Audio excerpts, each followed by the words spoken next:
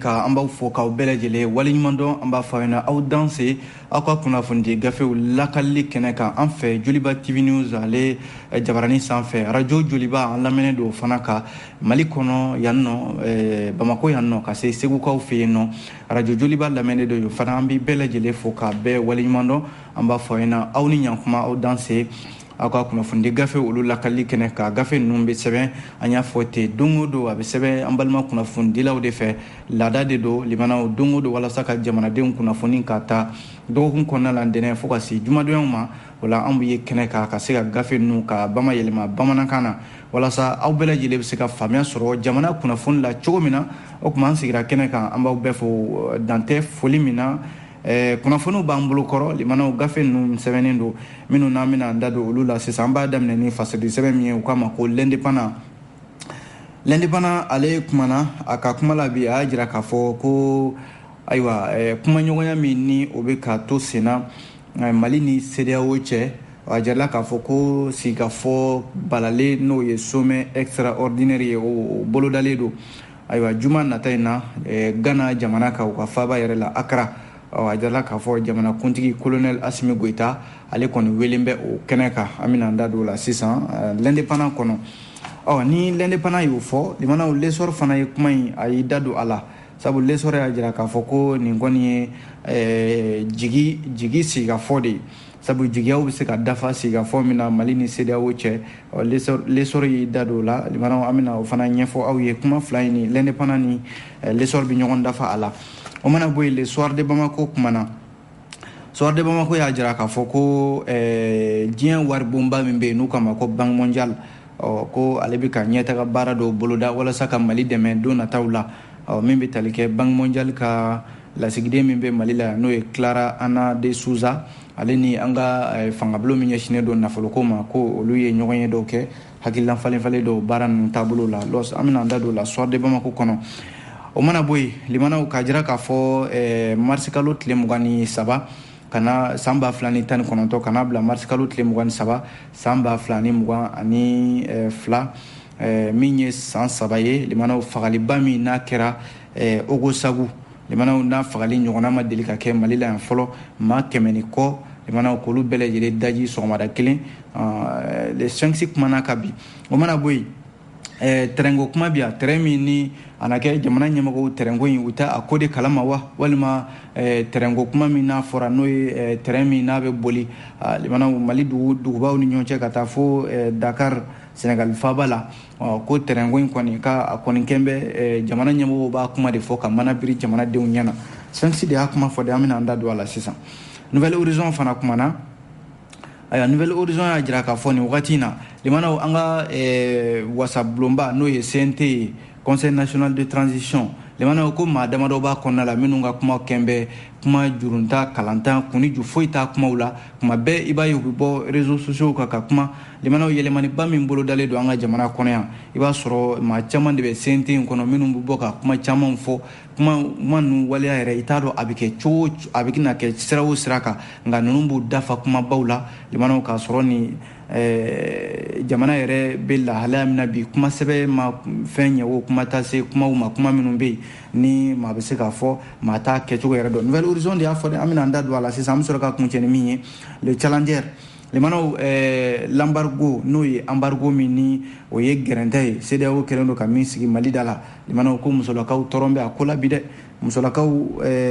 muso min yɛrɛ bɛ yen n'o kama ko Yobuare Duɲɔn ale ye jɛkulu dɔ ɲɛmɔgɔ ye APP Mali o ɲɛmɔgɔ don a y'a jira k'a fɔ ko musolakaw ta kɛn b'a la gɛrɛntɛ ye bi ko k'olu kɔni bɛna fara ɲɔgɔn kan gɛlɛya mana kɛ cogo cogo muso ka ɲi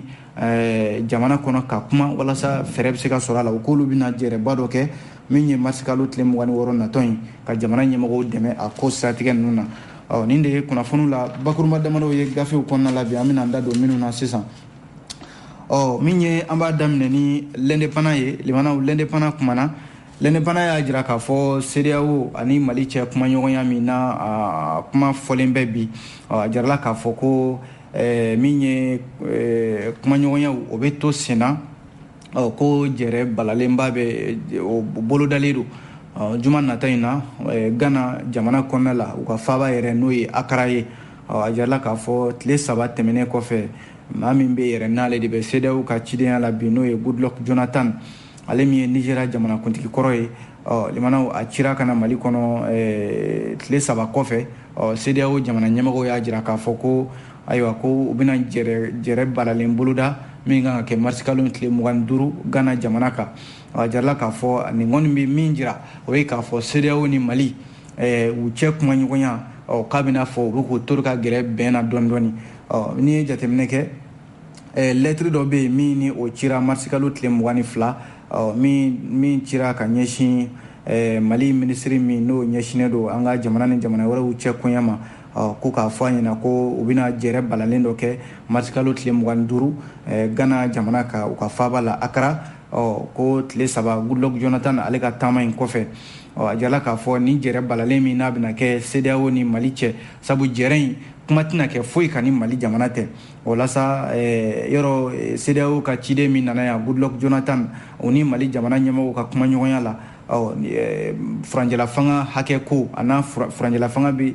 waati min bɛ yen n'o kan ka di a ma kuma kɛra o de kan kosɛbɛ yɔrɔ CEDEAO ciden ale kɔni ye sinsin waati min kan o ye kalo 12 ye o y'a sɔrɔ Mali jamana ɲɛmɔgɔw olu tun ye kalo 36 de fɔ u tilala ka dɔ bɔ a la k'a kɛ kalo 29 ye ka tila ka dɔ bɔ a la tuguni jamanakuntigi yɛrɛ ka yamaruya kɔnɔ colonel Assimi Goïta ka na n'a ye fo kalo 24 na n'o kan ka bɛn san 2 ma nka CEDEAO ka ciden n'o ye Goodluck Jonathan ye a ma sɔn o ma a bɔra n'o cikan de ye yan ka taa o di CEDEAO jamanakuntigiw ma mun tora sisan o ye k'a fɔ kuma siga fɔ yɛrɛ ka kɛ ko in ka sa Mali jamana ɲɛmɔgɔ yɛrɛ n'o ye colonel Assimi Goïta ye a ka wele a ka taa kɛnɛ kan Ghana faaba la n'o ye Accra ye u ka se ka taa kuma a na kɛ ni ɲɔgɔnna kuma ɲɔgɔnya ni CEDEAO y'o ɲini Mali jamanakuntigi colonel Assimi Goïta ale ka taa ka na kɛ fɛɛrɛ bɛ se ka sɔrɔ kow la wa CEDEAO yɛrɛ ka ɲangi min bin bɛ Mali kan o bɛ se ka wuli don n'a nataw la l'indépendant y'a jira k'a fɔ ko fɛn 3 kɔni bɛ yen o bɛ se ka bɔ nin ko in na fɛn 3 ye mun ye o ye k'a fɔ min ye ɲɔgɔnye in n'a kɛra limanaw a bɛ se ka kɛ CEDEAO ni bɛn ma kɛ ko la u bɛ se ka to u ka ɲangi min bɛ yen n'o bin bɛ Mali kan sisan u bɛ se ka to sen na filanan ye mun ye o ye k'a fɔ ni bɛn kɛra ko la ka min ye furanjɛla fanga ka waati d'a ma ko u bɛ se ka ɲangiw yɛrɛ wuli dɔɔni dɔɔni n'o ye embargo in ye n'a nana kɛ yɛrɛ bɛn ma kɛ ko la fiyewu limanaw ko bɛɛ k'i sigi n'a ye k'a fɔ CEDEAO bɛ se ka dɔ fara a ka ɲangiw kan nin kuma 3 l'indépendant y'a jira k'a fɔ ma a bɛ se k'i sigi ni nin ye ale l'indépendant kelen in kɔnɔna la limanaw a jiralen bɛ k'a fɔ ko min bɛ tali kɛ Erekomatem o ɲɛmaaba n'o ye docteur Adama Traoré a na kɛ ko a ye kuma dɔw fɔ kuma minnu n'a ma bɛn ka ɲɛsin DEFA communication ɲɛmɔgɔw ma a na kɛ DEFA communication ale ye cakɛdaba de ye min ɲɛsinen don kunnafonidi baaraw ma agence de communication job et fal associé n'u k'a ma ko DEFA ale k'ale ko k'a bɛ min ye docteur Adama Traoré k'a wele bɔgɔ jeninen kan Adama Traoré jɔnni ye jɛkulu dɔ bɛ yen min bɛ fasoden jama tɔgɔ la association des consommateurs des télécommunications au Mali Erekomatem o ɲɛmaaba de don ko a ye kuma dɔw fɔ kɔsa in na télévision dɔw sanfɛ télévision minnu ni a jala k'a fɔ o kuma ma bɛn fiyewu min ye DEFA communication o ɲɛmɔgɔw ma sabu ale docteur Adama Traoré k'a ni Orange ni Malitel mɔgɔw de bɛ ɲɔgɔn na yɔrɔ olu b'o kɛlɛ la fo u taara n'o ko ye sariya ɲɛkɔrɔ sariya yɛrɛ ye Orange Mali ani Move Africa Malitel k'u ɲangi ka miliyari 100 ni miliyari 76 k'u k'o sara Erekomatem ye olu ma tila o kɛlɛ la fɔlɔ ko docteur Adama Traoré k'a bɔra jabaranisoba dɔ sanfɛ ka kuma dɔw fɔ kuma minnu ni a ma tɔ foyi to DEFA communication o ɲɛmɔgɔw la sabu a ka kuma la ko DEFA communication in bɛna fɔ cakɛda de don cakɛda dinan cakɛda min yɛrɛ n'a bɛna fɔ ko yamaruya t'a bolo ka sigi Mali la sabu a ka kuma la ko Orange de ka cakɛda don Orange de ye cakɛda in sama ka bɔ a nɔfɛ ka bɔ n'a ye Senegali ka na n'a ye Mali la sabu ko Orange sigi furadama ni sisan cɛ ko ani nin DEFA communication in de bɛ baara la ɲɔgɔn fɛ indépendant y'a jira k'a fɔ ko nin kuma in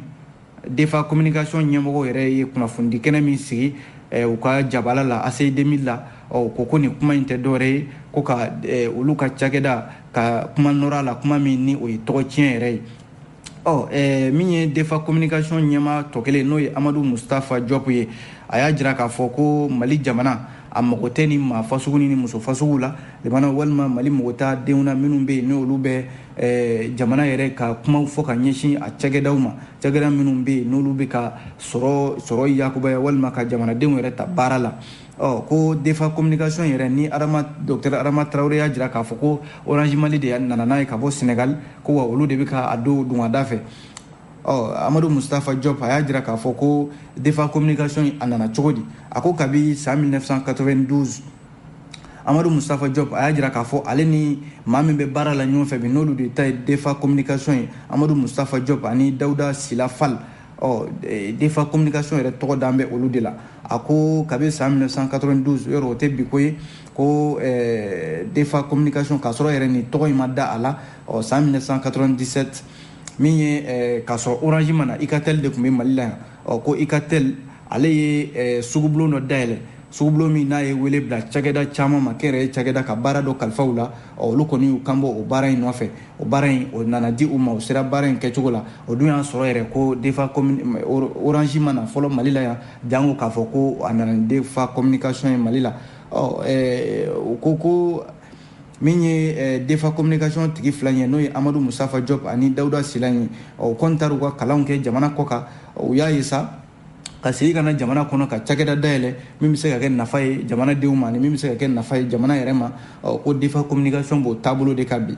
yɔrɔ bi na a bɛ baara min na n'o ye jamanadenw la kunnafoni ye a jarala k'a fɔ u b'o sira de kan u tɛ sira wɛrɛ kan n'o ye ɲagamini sira ye ko nka bi na maaw de sɔrɔla bi minnu bɛ ka u ma dan Orange Mali ni Move Africa Malitel ka olu tɔgɔw tiɲɛ walima ka kuma wɛrɛ fɔ olu ma fo ka taa don DEFA communication ale cakɛyɔrɔ la k'a fɔ ko o ye cakɛda ye min na a man ka sigi Mali kɔnɔna la yan k'a sɔrɔ dun n'i y'an ka impôt ni taxe u b'o sara wa ko Mali tɛ jamana ye jamana min na a b'a bali k'a fɔ cakɛda ka sigi a ka jamana kɔnɔ sabu a bɛ fɔ min ma ko liberté d'implantation n'o ye cakɛda fɛn fɛn bɛ yen n'e bɛ fɛ ka sigi Mali kɔnɔ i yamaruyalen don o sariya bɛ yan i ka na i ka baara kɛ n'i ma don Mali jamana sariyaw gasi la ko DEFA communication b'o o de ye siratigɛ la yan ko nka Dr Adama Traoré n'ale de ye recommandateur ɲɛmaa ye a ye kuma o kuma fɔ kuma in ko a bɛ taa jaabi di sariya ɲɛkɔrɔ i n'a fɔ min ye Amadou Moustapha Diop ale ka ɲɛfɔliw la min ye GPAC mɔgɔw n'o ye o ye groupe professionnel d'agents de communication ɲɛmaa Sidi Daɲogo ale yɛrɛ tun bɛ kɛnɛ kan o ko fɛn fɛn DEFA communication dɛmɛni ye sabu cakɛda min filɛ a b'olu ka kulu kɔnɔ a jɔyɔrɔ ka bɔ jamana sɔrɔda la kosɛbɛ olu kɔni b'a dɛmɛ nin baara in na a jala k'a fɔ an b'o de bolo kan sisan jamanaw min ye hali kunnafonidilaw ka maakɔrɔba dɔ bɛ yen n'o ye Si Solomani Si ye ale fana tun bɛ kɛnɛ kan ye ale fana ye seereya caman di a ko Amadou Moustapha Diop min filɛ nin ye ko Madina kurakaden don wa maa do fana u ka somɔgɔw fɛn fɛn bɛ yen u ka du kɔnɔna la i b'a sɔrɔ maaw bɔra u ka du kɔnɔ minnu ni olu ye baara kɛ jamana in kɔnɔ jamana in ɲɛtaa ale siratigɛw la kunnafoni filɛ limanaw nin tɛ ne ka kuma ye an ye nin bɔ l'indépendant de kɔnɔ an bɔra ka CEDEAO ka kuma min fɔ sisan ani Mali cɛ sigikafɔ limanaw min ye l'essor ye ale fana kɛlen don k'i da don a la a y'a jira k'a fɔ ko ayiwa ko nin kɔni ye sigikafɔ ye jigiya bɛɛ lajɛlen bɛ se ka sɔrɔ sigikafɔ min na yɔrɔ Goodluck Jonathan ale ka nani laban min kɛra Mali la yan n'a kɛra sababu ye ka fan fila bɛɛ lajɛlen gɛrɛ ɲɔgɔn na n'o ye Mali jamana ɲɛmɔgɔw ani CEDEAO jamana ɲɛmɔgɔw ko ɲɔgɔn ye min kan ka boloda juma nata in ɲɔgɔn ye a bɛ sɔn ka wele fɛn na fɛn min n'o ye bɛnkan ye fɛn min n'o bɛ se ka kɛ yɛrɛ CEDEAO ka ɲangini minnu ni jamana ɲɛmɔgɔw y'o kɛ ɲangini ye ko ni sariya tɛ taa wa a bɛ dankari kɛ hadamadenw yɛrɛ ka hakɛ la Mali kɔnɔna la yan nɔ a jarala k'a fɔ n'i ye jateminɛ kɛ Mali jamana ɲɛmɔgɔw sigikafɔ ani bɛn bɛ se ka kɛ ko la cogo min na ko jamana ɲɛmɔgɔw kɔni bɛ o de bolo ka bi o de y'a to u ma datugu CEDEAO ɲɛ fiyewu ko nka CEDEAO kɔni ka laɲini tɛ foyi ye jamanaw ka se ka kalata jagoya kalataw k'olu boloda Mali kɔnɔ Mali jamana ɲɛmɔgɔw dun y'a jir'u la k'a fɔ foyi tɛ se ka kɛ Mali kɔnɔ bi ni basigi ma na fo baara foyi tɛ se ka kɛ Mali kɔnɔ bi ni jamanadenw ye laɲini min kɛ n'o ye yɛlɛmaniw ye ani ko baara bolodalen minnu bɛ yen n'olu kan ka kɛ jamana kɔnɔ n'olu ma se ka bɔ a sira ma CEDEAO de nana kan ko fo ka kɛ kalo 12 kɔnɔna la baara gɛlɛn jumɛn de bɛ yen min bɛ se ka kɛ kalo 12 kɔnɔ k'a sɔrɔ dun limanaw baaraw don minnu fanga ka giri hali ni ko san 1 san 2 san 4 limanaw baara ninnu bɛ se ka taa o kundamaw la a jarala k'a fɔ CEDEAO ka ciden min bɔra Goodluck Jonathan Lessor ka fɔ la ko kuma min b'u bolo n'u bɛ se ka sigi n'o ye bi ko de ye k'a fɔ Mali ka se ka kalata labɛn joona o dun Mali jamana ɲɛmɔgɔw fɛla t'o ye o kɔni u ma se ka bɛn ko la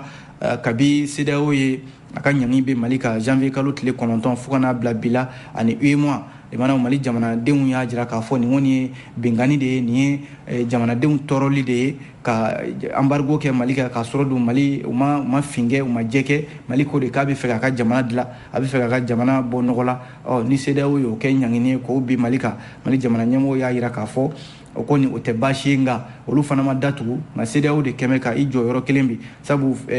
u ye waati Mali jamana ɲɛmɔgɔw ye waati minnu fɔ n'o de ye furanjɛla fanga waatiw ye limanaw u ye dɔ bɔ a la fo ka na kɛ san 2 ye an b'o de bolo ka bi jɛrɛ min bɛ yen n'o kan ka boloda CEDEAO fɛ juma nata in mars kalo tile 25 ko maa bɛ se k'a fɔ a bɛ se ka wolo fɛn min n'o bɛ se ka kɛ jigiya yɛrɛ ye n'o tɛ gɛlɛya min bɛ Mali ka bi limanaw a gɛlɛya Mali dɔrɔn tɛ dɛ hali an kɛrɛfɛ jamana minnu bɛ yen i n'a fɔ Senegal n'a ɲɔgɔnnaw Mali ka jagokɛla soba chambre de commerce et d'industrie du Mali o ɲɛmɔgɔ Youssou Bachili ale ye seereya dɔw di a y'a jira k'a fɔ Mali ka minɛn fɛn fɛn bɛ yen n'a bɛ sɔrɔ Mali kɔnɔ yan a la 170 o bɛ bɔ an kɛrɛfɛ jamanaw de la a la fanba ye Senegal yɛrɛ port ye Senegal ta kɔni kɛn bɛ bi limanaw Mali de y'u ka sannikɛba fɔlɔfɔlɔ yɛrɛ ye n'u ye jamana datugu o ni Senegal cɛ yɔrɔ ko Senegal fana ta kɛn bɛ gɛrɛntɛ ye bi min ni Mali yɛrɛ ta tɛ kelen ye kunnafoni filɛ limanaw an ye nin bɔ fasidi sɛbɛn Lessor ale kɔnɔ n'an bɔra yen an bɛ don Soir de Bamako kɔnɔ a kumana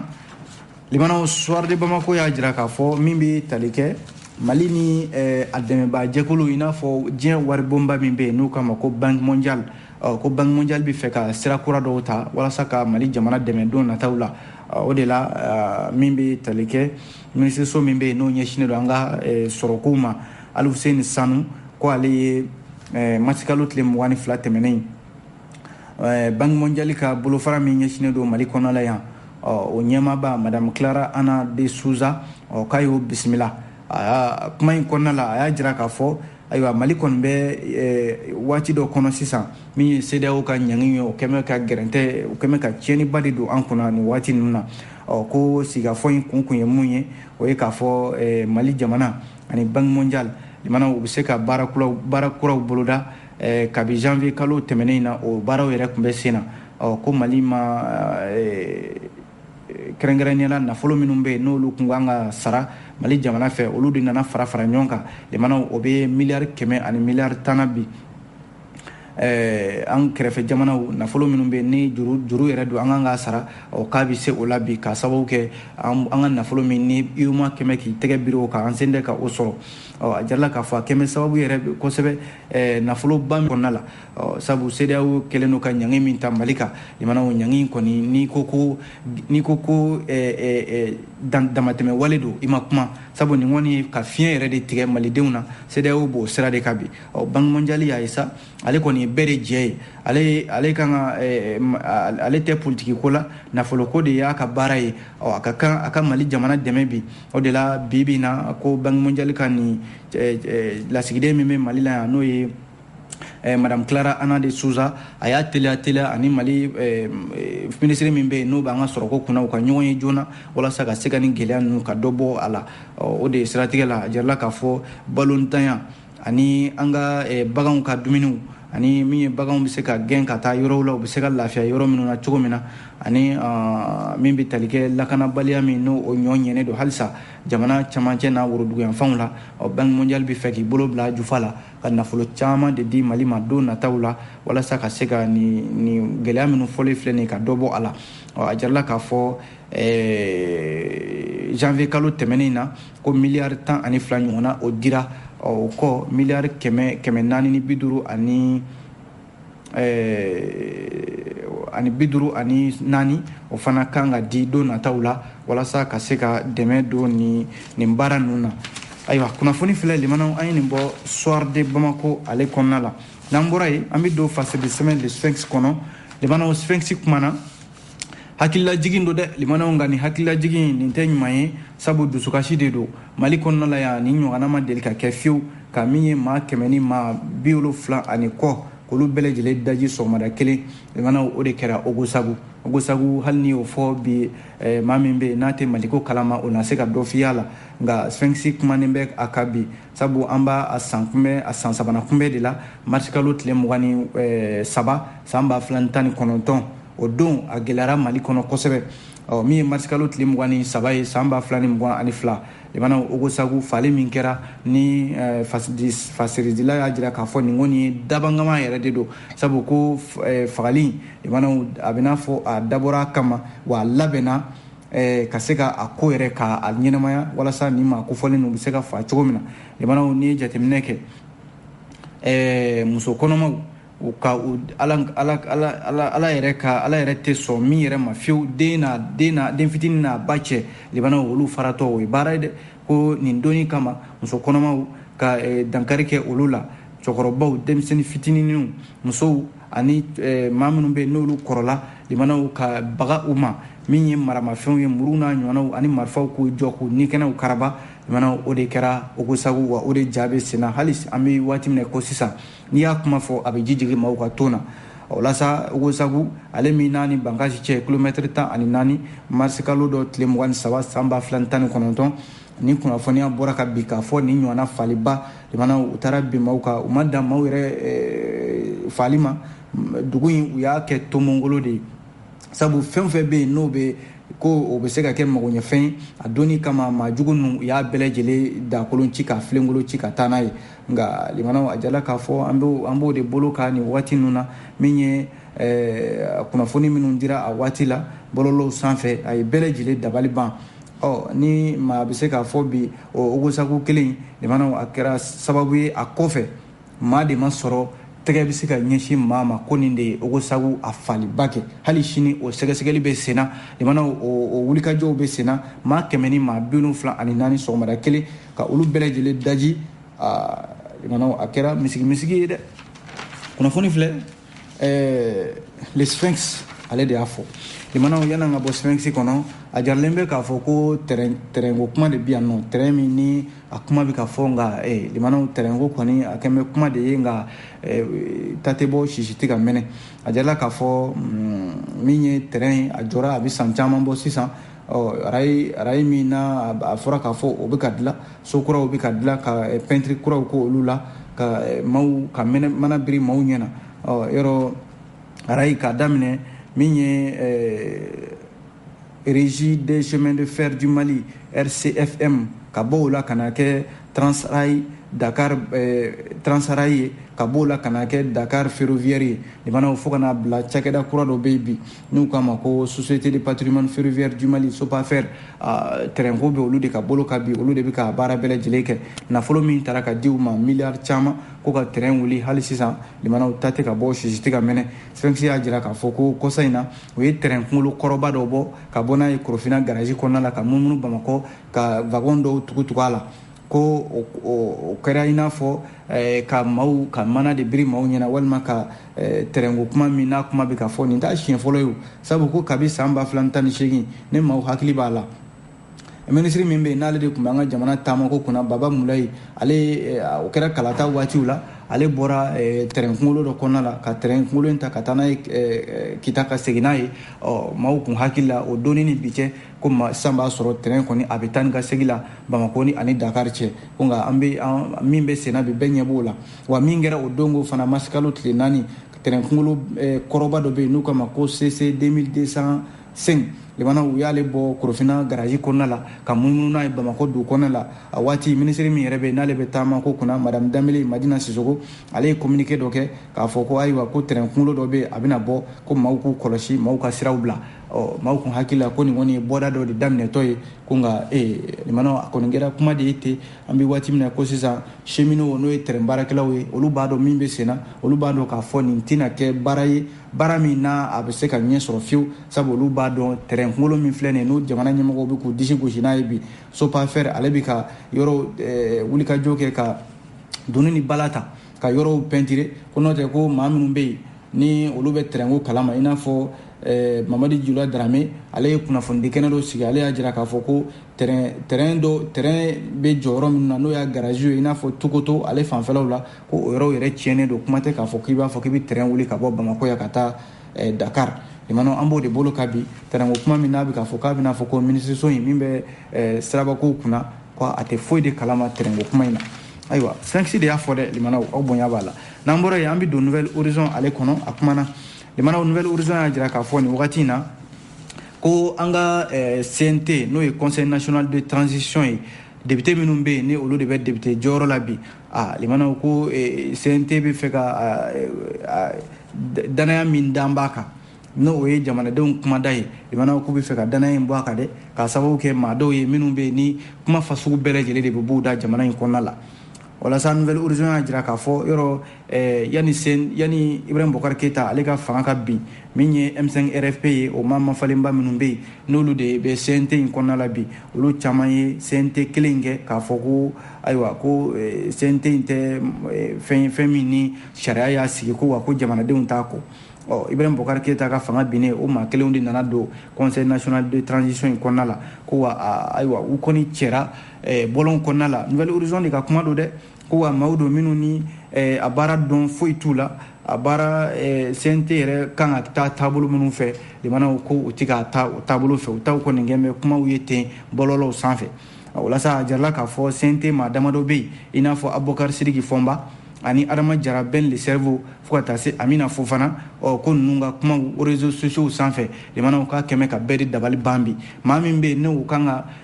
jamanadenw ka kumaw lafasa maa minnu bɛ yen n'olu de kan ka jamanadenw jigi sigi n'olu ka kumaw taara kɛ nin kuma fasugu ye ko kɔsa in na yɛrɛ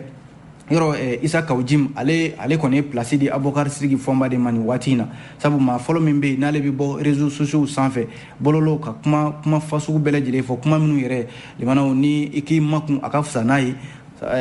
o ye k'a fɔ a kuma ninnu daminɛw la kɔsa in na ko ayiwa u taara Kita ka taa sarakabɔ dɔ kɛ yen k'o sarakabɔ in ko Mali ka ɲɛtaa kun gulon bɛ o la ko wa ko CEDEAO ni Faransi ani a n'a ɲɔgɔnnaw limanaw ko u bɛ fɛ yɛrɛ Mali k'i bolo bɔ ninnu bolo pewu o ye Abubakar Sidiki Fɔnba ka kuma ye ko wa ko Mali bɛ se ka a yɛrɛ ta limanaw fo waati jan k'a sɔrɔ ni a ma i dulon maa la ko wa hali an ka wari limanaw an ka wari min n'an bɛ fɛ k'o dilan ko Mali bɛ se ka wari dilan tile 3 kɔnɔna la Abubakar Sidiki Fɔnba y'a jira k'a fɔ kuma laban min yɛrɛ n'o bɔra da n'o ye bɛɛ dabali ban ko o ye k'a fɔ k'a bɛ fɛ ka kɔgɔji k'o sama ka bɔ Laginɛ ka na n'a ye Mali la yan k'o bɛ tɛmɛ Kangaba fɛ limanaw ka na Bamako yan ko o bɛ se ka kɛ nafa ye Mali jamana ma ko wa ko maa b'u bolo olu ka jɛkulu dɔ bɛ yen ko maa b'u bolo bi ko u ye ko in u y'a sɛgɛsɛgɛliw bɛɛ kɛ k'a ban nafolo min kan ka don a la jamana ɲɛmɔgɔw ka sɔn a ma dɔrɔn n'olu sɔnna a ma limanaw kɔgɔji bɛ se ka bɔ Laginɛ ka na Mali la yan nɔ k'a sɔrɔ ni gɛlɛya ma don a la limanaw ni n'a ɲɔgɔnna kuma minnu yɛrɛ ni kuni ju foyi t'a la Nouvelle Horizon ka kuma la ko wa ko Mali ka wari limanaw ko tile 3 ko maa b'u bolo min bɛ se ka o wari dilan ka bɛn ni ko wari dilanli kɔni k'o ye mun ye k'o tɛ foyi ye Nouvelle Horizon y'a jira k'a fɔ o mana bɔ yen min ye Adama Jara n'u kama ko Ben le cerveau ale fana Russie kuma min n'o tun b'ale da n'o ye Wagner ko kuma ye maa fɔlɔ min y'a jira k'a fɔ ko Wagner nana Mali la yan a ka ja dɔ kɔnɔna la k'o ye Adama Jara Ben le cerveau ye wa ko a tilala ka waati dɔ la Banyankara fagali dɔ kɛra yen nɔ k'a ye kuma dɔw fɔ minnu taara ka ɲɛsin Parena ani Codem ma yɔrɔ olu yɛrɛ kɛlen don k'a wele bɔgɔ jeninen ka bi Nouvelle Horizon y'a jira k'a fɔ nin n'a ɲɔgɔnna caman hali Sumaworo Bube Mayiga Ala ka hinɛ la o ka bɔli ka taa jamana kɔ kan furakɛli la Adama Jara Ben le cerveau y'a jira k'a fɔ k'a bɔli ka taa jamana kɔ kan k'a bɛ fɛ ka boli sariya de ɲɛ k'o nana kɛ sababu ye hali Sumaworo Bube Mayiga a ma se ka bɔ ka taa jamana kɔ kan o n'a ɲɔgɔnna caman limanaw ko maa wɛrɛ bɛ yen n'o ye Amina Fofana ye ko kɔsa in na ale fana bɔra ka ti cɛkɔrɔba bɛɛ lajɛlen dɔgɔya sabu a ye kuma min fɔ bɔlɔlɔw sanfɛ limanaw fana ye bɛɛ lajɛlen dabali ban ko min ye maa wɛrɛ bɛ yen n'o ye Ouattara tɔgɔ dɔ ye k'ale fana RFI ni France 24 datugulen Mali la yan k'o kɛra sababu ye dugu ba 14 k'olu ka mɔgɔw sera ka segin ka taa u ka yɔrɔw la limanaw ko waati sera e ko an ti kunnafoni bila yan an sera ka min lakale ka bɛn ni waati ye o ye nin k'aw fo k'aw bɛɛ lajɛlen waleɲuman dɔn a k'an bɛn diɲɛ waati wɛrɛ